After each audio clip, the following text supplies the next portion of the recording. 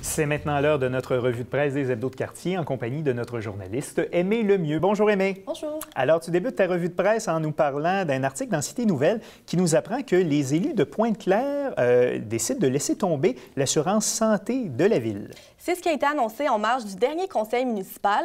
Jusqu'ici, les assurances santé des 9 élus frôlaient environ le 90 000 par année financés à la ville. En échange du retrait de leur programme d'assurance municipale, les élus verront plutôt leur salaire augmenter d'un montant combiné de 27 500 $. Alors, c'est une bonne nouvelle pour la ville. Donc, une bonne nouvelle pour les contribuables. Dans le sud-ouest, La Voix Pop qui nous parle d'un nouveau duplex qui sera construit dans le village Turcot par l'organisme Habitat pour l'humanité.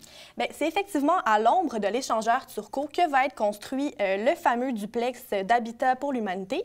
2 familles vont s'y établir d'ici décembre prochain et c'est pas le premier projet de ce genre-là que fait Habitat pour l'humanité. Dans tous les cas, l'idée de ces projets-là, c'est de permettre à des familles à faible revenu de pouvoir devenir propriétaires d'une maison. Et ça inclut différents avantages, notamment qu'aucun intérêt va être payé sur le prêt là, qui va leur être donné. Et déjà, c'est plusieurs familles qui ont hâte et qui démontrent leur intérêt pour résider dans cet habitat-là tout prochainement. Dans le journal de Rosemont, La Petite Patrie, on parle d'une première phase de modernisation du parc Maisonneuve qui débutera par le chalet d'accueil du parc. Oui. Donc, dans les prochains jours et jusqu'en mars 2017, les travaux de rénovation commencent. C'est un contrat de près de 2 millions qui vient d'être accordé à une compagnie de construction. La Ville de Montréal dit vouloir moderniser le pavillon d'accueil tout en assurant quand même sa pérennité.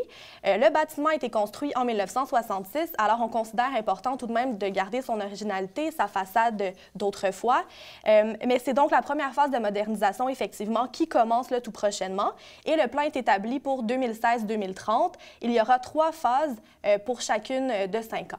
Et on termine dans le Messager de Verdun. On parle de l'élection partielle qui aura lieu au courant des prochaines semaines pour combler le siège qui est vacant à l'Assemblée nationale. Et le Parti libéral du Québec a dévoilé sa candidate. C'est Isabelle Melançon, qui est l'ancienne directrice de la SODEC, qui est chef de cabinet de la ministre de l'Enseignement supérieur, Hélène David, qui va prendre les couleurs du parti pour cette élection partielle-là. La candidate, elle habite l'Assomption, mais elle entend être très, très présente à Verdun dans les prochains mois. Pour le moment, la course à la députation est entièrement féminine. Madame Melançon va affronter l'ancienne mairesse Ginette Marotte, qui est pour la CAQ, et l'intervenante sociale Véronique Martineau, qui représente Québec solidaire. Le PQ, de son côté, n'a pas encore affiché ou n'a pas encore annoncé le candidat qui serait dans les élections partielles de Verdun. Mais de toute façon, le premier ministre Couillard a jusqu'à la fin de l'année pour déclencher les élections partielles, alors c'est à suivre. Donc, on en entendra parler certainement dans les prochaines semaines. Aimée Lemieux, merci. Merci. Et à la semaine prochaine.